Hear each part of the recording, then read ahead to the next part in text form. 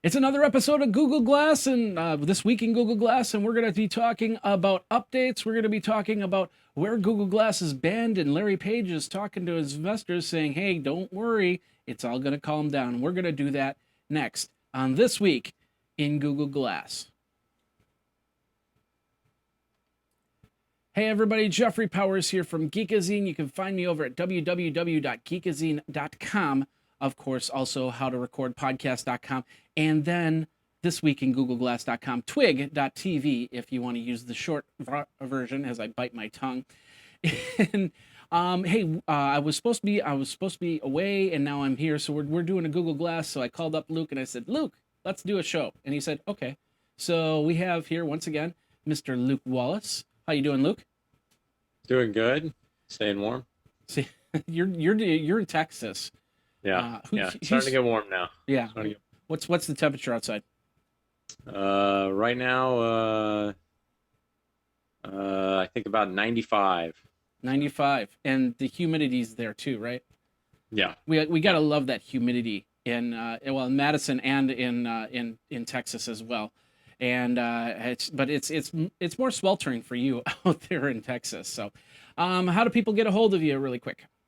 So you can find me at Luke Luca on Twitter. That's LUKELUCA, or just look for Luke Wallace on Google Plus and look for the guy with glass. And I've got a bunch of public stuff about glass, so it should be pretty easy to find me.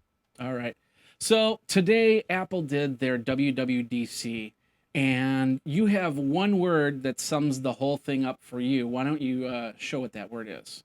Oh, I don't know if this sums it up, but I'm wearing my my mesh shirt for today, so I like to kind of tone it down at work a little bit, try to bring everybody back to reality. I mean, it's easy to get excited about all these announcements, and I mean, it's a lot of really cool stuff. When Google does it, they show off their cool stuff. When Apple does it, they show off their cool stuff, and it's exciting because both sides I think are pushing the industry forward. So, is there anything that you liked out of it? I mean, that Mac Pro looked pretty sweet.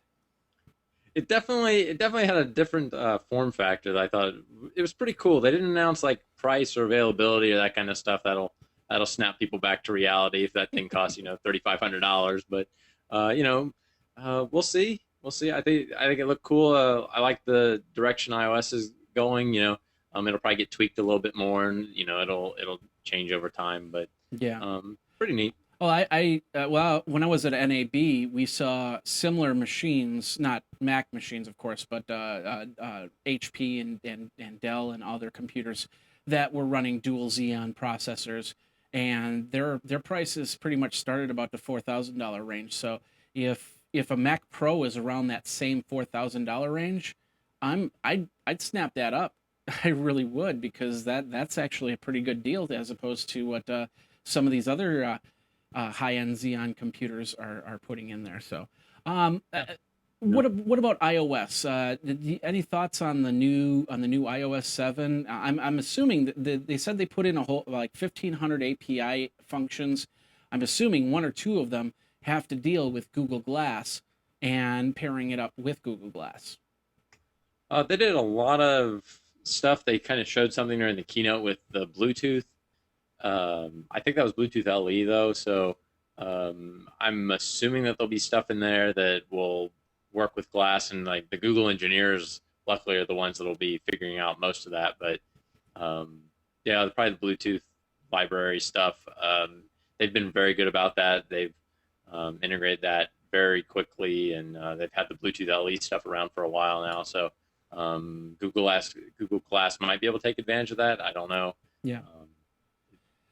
We've got a bunch of my coworkers that are there right now, and they're going to be learning about all that stuff this week. So Okay. I'm sure we'll come back with lots of information. Well, one other question about this, and then we'll move on. Does Google Glass what type of wireless does Google Glass? Is it 802.11 AC, or is it just 802.11 G or N or what? Ooh, I'm not sure. I think it's BG and maybe N, but I would guess that it's not AC. But um, that's just a guess. And like we've said before, these are early prototypes, Yeah. and things could change before the actual release. So maybe they'll put something in there.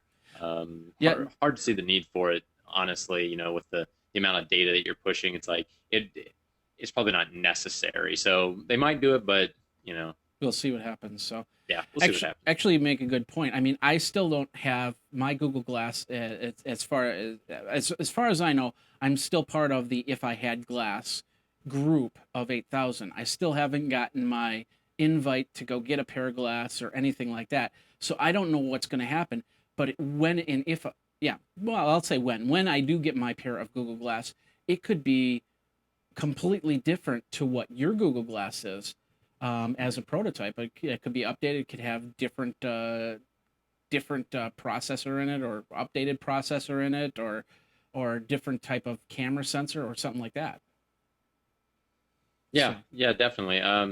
It it's it's something that we're still waiting on to find out what the final hardware is going to be like. Like you said, no one's really ever opened them up and gotten all the chip information off of them just yet. But that we know um, of. yeah, that we know of exactly. It's like there's probably somebody who's actually done it, but they're being pretty secretive about it. But it'll be something reasonable, and I'm sure probably a lot of it comes down to cost. You think about um, they want to get the price point probably as low as reasonable, and so they're gonna look for if they can save a little money by just putting in a B and G wireless Wi-Fi, they may go that way instead of going with something Yeah. AC or in or whatever. So we'll see. Okay. Well, one more thing before we get into the news, and that is last week we talked about a video that came out. And in the video, they had a guy that was standing there to try and get a time lapse of some video. And I talked to Luke and I said, hey, let's do that. You do like 4 or 5 minutes and then give the video to me, and I'll put some stabilization on it and I'll put some time lapse on it to see what it does. Now, I don't know how this is going to work because Wirecast, I put it to the specifications of Wirecast, but for some reason it's going slow. But this is the end video. This is the end result right here. And you saw this video, and what were your thoughts about it, about the stabilization, how it looked?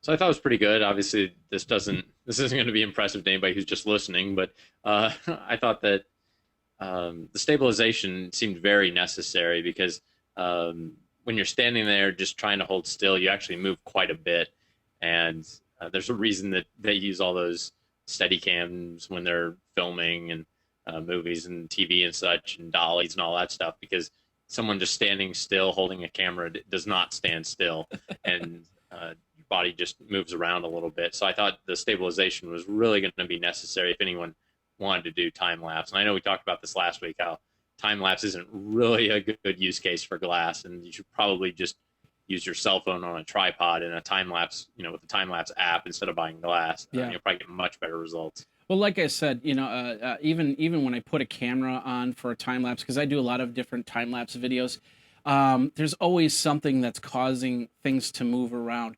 Like for instance, I would when I did the win and the encore when I was in Las Vegas last time, and I did like a 5-hour time lapse, and I shortened it up to like 2 minutes, and that time lapse basically it was sitting in the hotel room waiting and waiting and waiting, and that hotel room actually moves around. And I set it on a bridge for a 5-minute time lapse. That bridge actually moves. It's got to move, or else it would completely fall apart. That's the whole idea of the engineering. So there isn't a stable place anywhere to give you the actual solid shot, but the stabilization really helps in that. But you still see movement if you were to like go from frame 1 to frame 300 or 3,000 or whatever. And if you did it that way, you'd actually see the movement. But if as a video itself, it's just pretty much as smooth as possible. So, but anyway, it was a pretty cool. It really didn't come out too well on the video here, but I'll have it up on youtube.com/Geekazine. You can check it out there. The time lapse video of was that downtown Houston? Dallas. Dallas, Actually more Addison area, Addison. a little north downtown. Okay, so check that out over at youtube.com/Geekazine. Subscribe to there too if you want to. Just saying.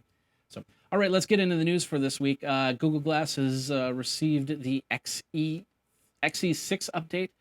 photo improvements, lots of changes, voice annotation, on-head detection. What is it? Is on-head detection exactly what I'm thinking? You put the glasses on and it knows that it's on and turns it on? Yeah, so there's this kind of detection process you can go through where basically when you remove them, I'm not sure exactly what it's, sensing and what it's detecting that you're changing, but it basically tells you, it has this little video that plays on the glass that says, take them off your head, put them back on, and tap the side, and then that'll do the calibration for removing them. Like I said, I'm not exactly sure what it's detecting and what it's detecting the state of. I don't know if it's detecting it's got gyroscopes. I don't know if it's detecting how you're, the angle you're holding it at. I think a lot of it relates to this little sensor on the inside that people have talked about. It'd be hard to see on camera, but if you look up pictures, you can see it. Yeah. And basically, it can detect when something's in front of it. And so I think it's some combination of that, maybe with the angle that it's trying to detect to tell whether it's on your head or not. But apparently they improved that, and that was one of the release notes, is that they made that a lot better. Okay. So so you got that. You got the better photos. Is it? I think did it improve the photo quality, or is it still? I think it was a 5 megapixel camera last time I checked. Yeah, so it didn't increase the megapixels. They showed some sample photos of pictures without this this new method that they have of capturing and doing some HDR kind of built into the glass software itself. I took some pictures. I didn't see huge, vast improvements, but once I did the update, I can't go back and do pictures before the update and after the update like they can. So Yeah. it was hard for me to do side by side comparisons. Well, But the you pictures, should ask for another pair of Google Glass.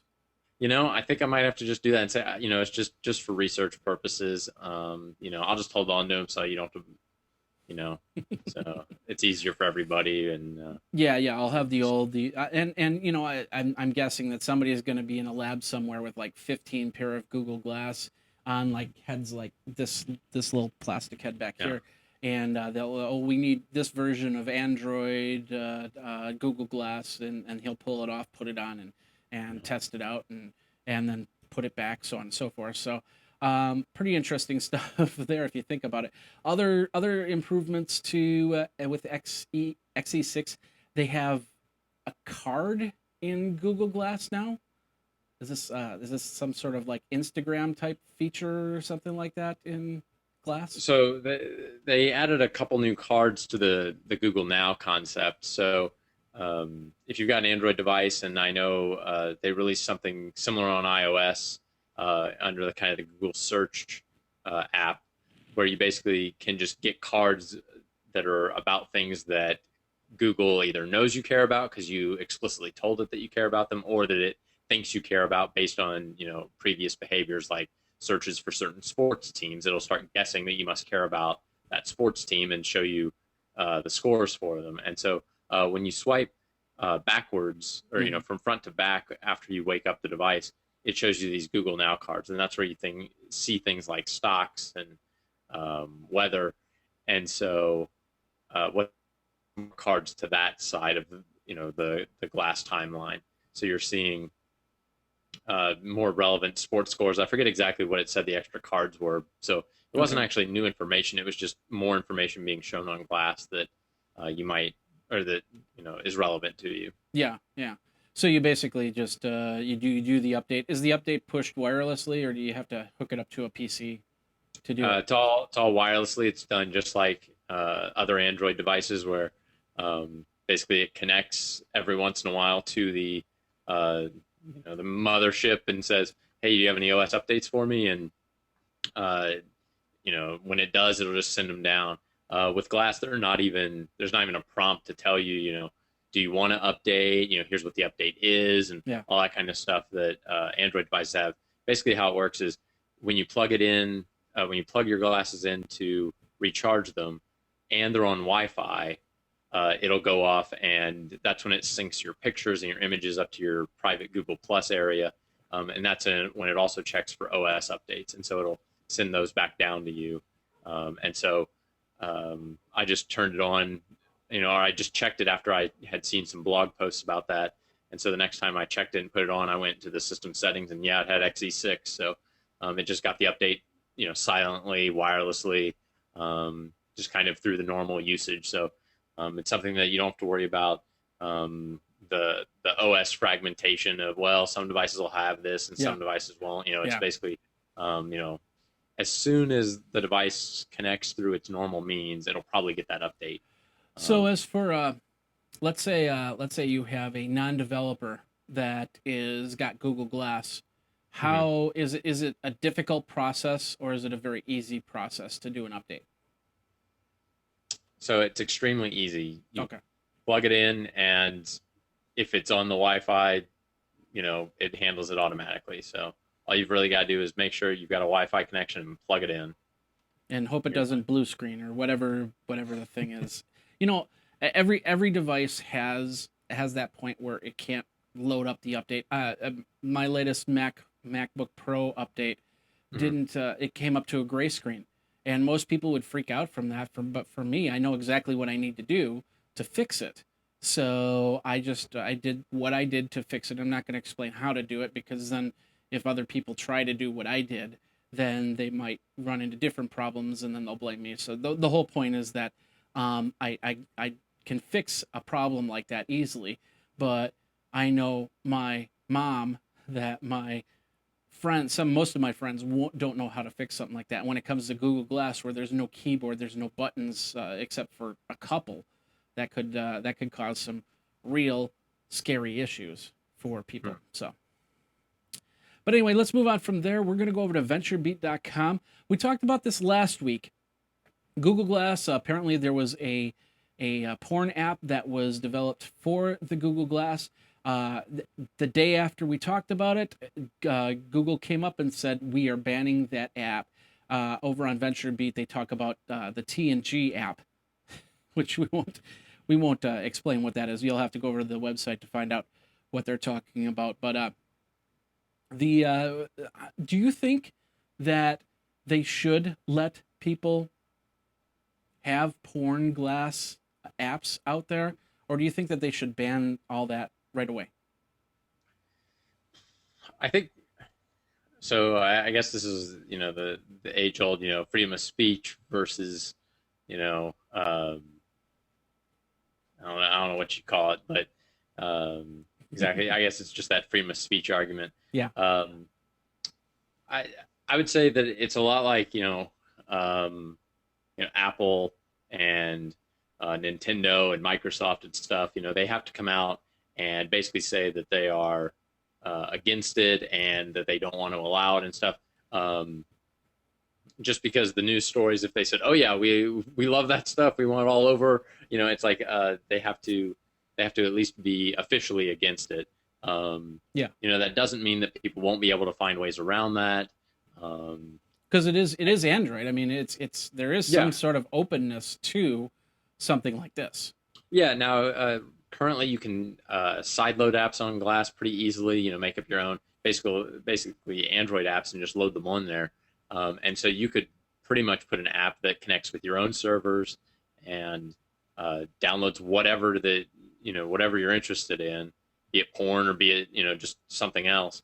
Um, and so there's no real restriction in that regard. It's not that you can't do those things with it, but what Google's really coming out and saying that they won't provide any of those through their app stores Yeah, because there's probably a lot of reasons to do it.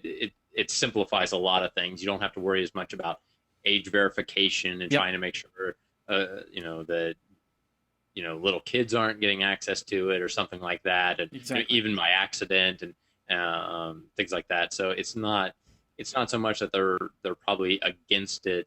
Uh, morally, it's more of just like they don't want to get into some sort of legal battle with somebody whose kid got a hold of something, and and if they can say, hey, you side loaded that, you did that on your You own, did that on your own. um, you know It's then your it's fault. then it's out of their hands. They didn't assist in that, and so it's probably just more of a simplicity thing at this point. If they ever become easy age verification and methods and ways to make sure that you're not providing something to someone who shouldn't have it, Yep. um, Here's then here's maybe here we'll see something. here's my thing, and this is all about augmented reality, and I'm waiting for this app to come out where somebody, you're, and maybe you'll even develop it. I don't know, it's possible, but you're walking down the street and it does a facial recognition of, or not a facial recognition, but not as in finding the face, but as in detecting that there's a face there, Hmm. and Sure. then it will dress the person. So let's say you're walking down the street, and I walk up to you, and it recognizes that there's a face there. All of a sudden it puts clothes, and you say, I want a tuxedo on Jeff. All of a sudden I've got a tuxedo on me. Hmm. I want a dress on Jeff. All of a sudden I've got a dress on me. But I can also see, in the adverse side, somebody actually coming up with something that says, I want to see Jeff naked. And I don't know why people would want to do that, but beside the point, that all of a sudden they could be walking down the street and seeing this person naked, this person naked. Of course, Hmm. it being a virtual nudity, not a real nudity, but an interesting idea nonetheless. You're speechless now. Sure. Yeah. Yeah. I don't know. As soon as you tried to plant the image of yourself naked in my mind, I tried to just turn my brain off. And that no, that I'm was kidding. that was the complete idea. So if people are going, yeah, that's a great idea. Oh wait, I got to see him naked Oh, in my head. I don't want to do that app. no, No, forget no, it. Move I on. just tried to shut it down at that point. But uh, it's an interesting idea. That's one thing a lot of people think about Google Glass is that it's this augmented reality where it can do these overlays, and those overlays can stay matched up with the person you're looking at or the building you're looking at. And right now, Google Glass really doesn't offer that.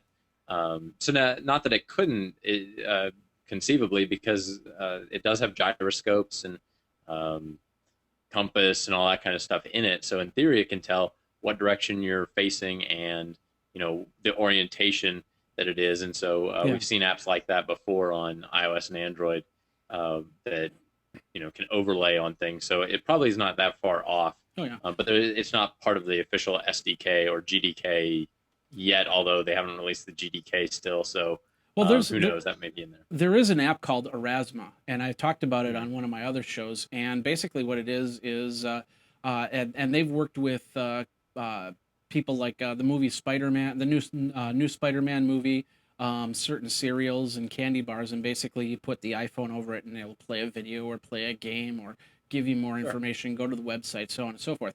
So there is some augmented reality apps, and I'm expecting that eventually Google Glass will have those same uh, virtual reality apps, not to the point where you're playing games or watching videos on your Google Glass, but more to the point where it's saving that website to whatever device you have paired with Google Glass, and giving you something to read later. Yeah. So, Very, very well could be. all right, well, that interesting stuff. We'll see what happens. We'll see how the porn develops on Google Glass and go from there. So, the next article, we're going to have Luke. Why don't you tell us a little bit about this? This is over on our tech. Architizer. I don't know how to pronounce this. Architizer or something like that. Yeah. I've never heard it pronounced, but I assume it's Architizer. It could be But Archie and Jugheadizer, yeah, something like that. Architizer. Architizer. Architizer. Yeah. I'm not. I'm. It's an architecture blog, so we'll go with something that sounds kind of like architecture in there. But yeah, What? No, that's not a. That's not all a. that All in would the be all in the family. family, not about architecture. Okay. Uh, so it was basically an article about someone really just theorizing how could Google Glass change architecture. Um, they weren't really talking about maybe the buildings would be taller or shorter or more glass or whatever in them.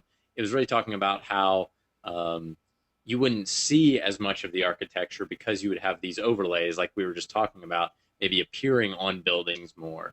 You would have things that would be labeling the building. Oh, here's where the Macy's is. Here's where the Starbucks is, or whatever. And Mm-hmm. and so the architecture would then start to take more of a back seat, or maybe there would be spots on the architecture where you could have overlays more. It'd be more convenient to place them, and it wouldn't look as awkward, or um, it was a lot of theoretical stuff. It wasn't talking about a specific implementation that anybody had. It was really just uh, postulating on what might be in the near future. Now that Google Glass is coming, Yeah. what will we see? So it was a little, it was interesting. It made some references to Minority Report and some of those other kind of augmented reality worlds that we've all seen in sci-fi, but are becoming more and more real with things like Google Glass. Yeah, that's true. I suppose, or my favorite one, I think, better suits that is They Live. You know, when Roddy Piper took his pair of glasses and put them on, and all of a sudden he saw the billboard look completely different, Mm-hmm. or he looked at somebody's face and they didn't look real. So maybe that's what that's all about. And this is my faux pair of Google Glass, by the way, Mm-hmm. for people that don't know. So, all right, well, that's pretty interesting. I and I can't wait to see what could happen because literally you could walk down a street and all of a sudden the street completely comes alive with Mm-hmm. different things. I mean, something like CES or E3 or the upcoming Comic Con or something like that. You could go down a hallway and all of a sudden see all these comic book characters flying out of the buildings or something like that. I Mm-hmm. think that would be an amazing amazing feat of action to do for future things like that. Yeah, it's probably not that far out. Yeah. Or graduations, which you told me you had a nice little interesting story about a graduation. Wouldn't it be cool if you could be sitting in the graduation and then instead of having that big screen behind you, it just has some sort of ability to actually project a big screen for you. Mm-hmm. Mm-hmm. So Basically, just kind of live feed in the the screen. yeah. Yeah, So, yeah. but anyway, you went to a graduation event and you have a story on that. What's going on there? Yeah, so this is just a little interesting story from people who haven't who don't know what Google Glass is. Kind of what the perspective was. So, real short background. It was just a little graduation party for a friend of a friend kind of thing. Somebody we knew.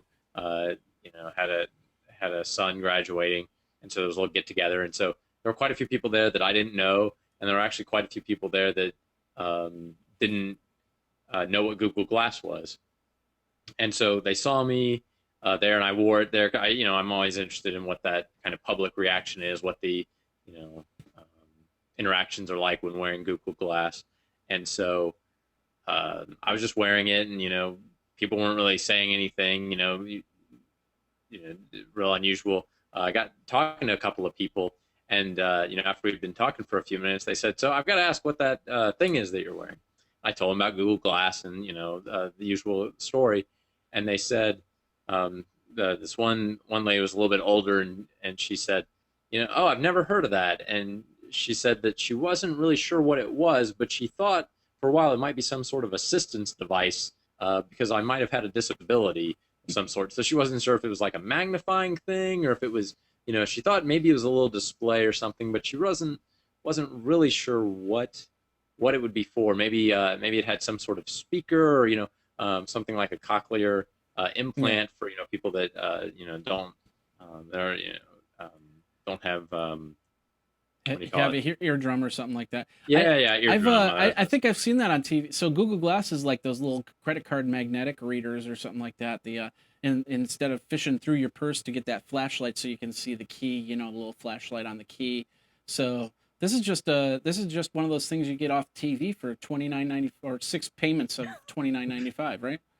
Yeah, yeah, and that was the thing. They didn't know exactly what it was, but that was kind of their first guess. So I thought that was just kind of an interesting perspective on people who aren't in the know what they might think it is, and so that's one reason I'm wearing it around is just to see that. So Yeah. um, I tried to convince them I didn't have a disability, and I think I may have convinced them, but um, they knew there was something a little off about me, I guess, in the end.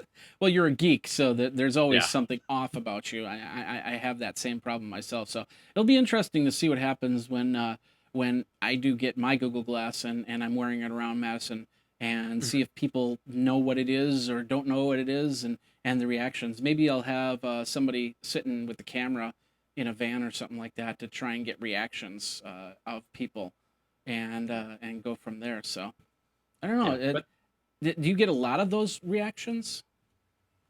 um, not a lot. Generally, most people know what it is, uh, or even if they do have that kind of reaction of like, well, you definitely seem like an oddball with that thing on your face. Um, Once they find out what it is, they kind of cock their head to the side a little bit and think about it. And then I say, well, you can get text messages on it. You can see pictures, and then if I let I try to let as many people as I can actually try them on and kind of walk them through, showing them a few pictures and everything. And Because this is the motion of me. Google promotes doing that, right? Oh yeah, yeah. We're not only developers, we're kind of ambassadors for the program. Yeah. And so yeah, it's fine to let people try them on and see them in action. And I can tell you that I wish I could film. I wish I would always remember to get my cell phone out and actually record the reactions of people that try them on, because it is just priceless to see people put them on and that screen wakes up and they just go, whoa, whoa. And then I started going through and I'm like, and here's some pictures, and they just go, this is amazing. I want this. This is a perfect reason for you to have a second pair of Google Glass, so you can record Yeah. their reactions while they're looking at Google Glass. So you'll Yeah. have two pairs of Google Glass on, one recording and one actually people are fawning Yeah, over or something like you're that. making a good case. You're making a good case. I'm just gonna have to bring this up. All right. Well, Google out there. Just remember, Luke needs a second pair of Google Glass, just Mhm. so we can catch the reaction of people looking at Google Glass. So if that gets confusing, that's okay. We'll explain it. Just email us at jeff@twig.tv, twigg.tv, or Luke at twigg.tv. All right, we're going to skip one article because we're running out of time. Really quick, we're going to skim over this. Larry Page has, and this is over on yahoo.com, Larry Page has been assuring investors that the privacy fears of the company and these glasses are going to fade eventually, because this is the way that we're going. If it's not Google that's doing it, it's going to be somebody else that's doing it. And we've already got some knockoffs out there that could easily creep up into Google's glass space, I guess you could say. Mhm. And so Google just wants to assure people that that this is the right direction to go, and they're not investing in some crackpot scheme with aluminum foil on top of their heads. Mhm. So, any thoughts on that really quick? Real quick, I think his main comparison was that it's a lot like the cell phone. People were not really sure what all it was going to be able to do, and so there was kind of this initial opposition to it, as far as hey, cameras in my cell phone. What will that lead to? And I think he was just saying, it'll be a lot like that. It's okay for you to take a cell phone into the bathroom. Yeah. People will look for the obvious cues of you taking a picture before they accuse you of doing anything wrong. And so it's the same kind of thing is what he was really kind of alluding to. So, kind of what we've been saying on this show is that, along those same lines of, it's going to take some time for people to get used to it, but probably not that long. And, once people understand it a little bit better, it probably won't be as big of a deal. Yeah, definitely. All right, well, last article of the day. It didn't load up right. Let me do that again. Basically, there's been a lot of speculation as to where Google is allowed, where Google may not be allowed, and some people have written some articles on where you should use or you shouldn't use Google Glass. And I'll tell you one thing: I am one of those people. I wrote an article over on howtousegoogle.glass.com called "Places Google Glass Are or May Be Banned," and it's just an ideal of places that you might not see Google Glass. I talk basically about things like Caesar's Palace and other casinos that are gone, and that's a general rule. I mean, you can't technically pull out your cell phone and take a picture of a slot machine. Or a high-end video camera and take a picture of a slot machine. You definitely can't take Google Glass and do the same thing. I reach a little bit. I talk about beaches, like private resort beaches and stuff like that. And I think that's going to happen, especially when you've got some celebrities in the mix with the regular people. And it's also especially beaches that have optional uh, clothing to them, so people aren't creepers out there. Bank vaults. Now, you said that you went into a bank. You went into a bank, but what I'm Mhm. talking about is going into the actual vault, going into the security, the boxes, Yeah. and taking a look at behind the scenes of the bank. Just like you can't go into the IT room of the Venetian or Caesar's Palace or anything like that. Yeah. So, and then of No, it's course, a good article. I'm sorry. Go ahead. It's a great article. I think you touched on a lot of the really key points of places that you'll probably want to just leave your glass at home if you're planning on going there, like we've talked about with movie theaters and other places like that before, where just just to make it easier on yourself, you'll probably just want to avoid wearing them. Actually, But yeah, I think it is really uh, funny because we did this a little bit later because I actually went to see This Is the End, which was a preview.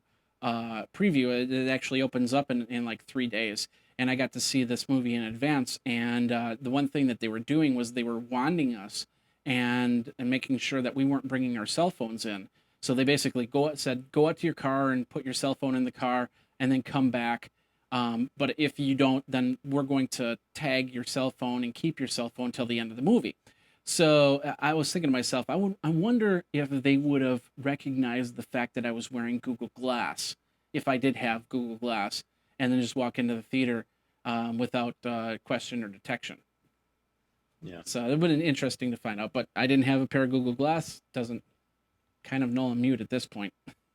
yeah, So, yeah, yeah. I've just left them at home when going to the movies, just because I figured I don't want the hassle of it. yeah, And there's really no need to have it on during the movie, because I'll probably be ignoring my text messages anyway. yeah, I'll just be checking them after the movie anyway, so it's not like I need that real time update. I really do want to get lost in the movie, not lost in glass. constantly Yeah, be interrupted. Yeah. yeah. The one thing that I found interesting when I did this research was apparently scuba diving is part of Google Glass facts, FAQs. They say Yeah. you don't want to. Well, Robert Scoble wore his in the shower, but they say you don't want to get them wet and that they could corrode and stuff like that. Is it like a rainstorm? Do they say if it's raining outside, leave your Google Glass at home or anything like that? I don't remember anything in particular. They said they can get a little wet, but try to avoid it. And then there's like a, well, what about scuba diving kind of joke question, and it's like, nah, that's definitely out. Don't even bother trying. Well, it did make the FAQs. Yeah, If I got the link there that shows exactly where you can see that, and don't take them and they scuba can't diving. publish that unless they're actually frequently asked. They're not Yeah, allowed to just make stuff up there. So and I'm guessing eventually down the road there's going to be a pair of Google Glass that can go underwater. There's going to be a mhm, pair of Google Glass that go into your ski gear. There's mhm. going to be a pair of Google Glass that you wear when skydiving, and it's just not going to be the same type of Google Glass. It'll Yeah, be encased in an actual pair of goggles or something like that, and then you'll be able to take that stuff wherever. yeah. So, all right. Well, any other thoughts? Was there anything I needed to add to that article for places Google Glass could get banned?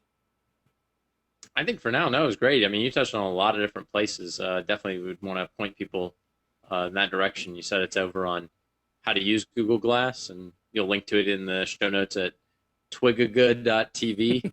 That's TWIGG.tv. So, Or this week in GoogleGlass.tv. It's got cross links.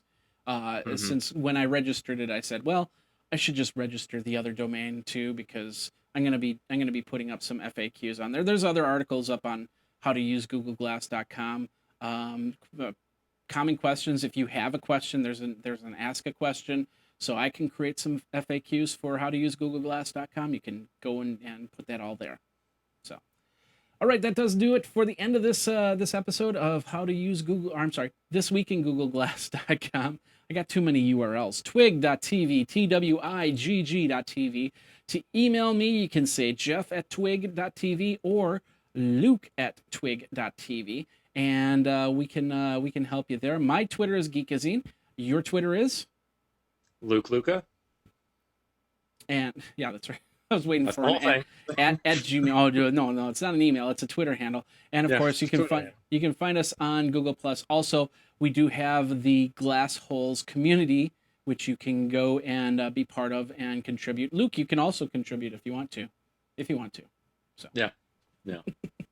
so that does it for this week of This Week in Google Glass. We will be back next week. We'll have some more articles and we'll have some more stories for you about Google Glass. Feel free to email us with questions or stories of your own Google Glass. If you've got a picture of yourself wearing Google Glass, send it to me at jeff@twig.tv. Thanks a lot for watching. Jeffrey Powers here, Luke Wallace, and we will see you next week on This Week in Google Glass.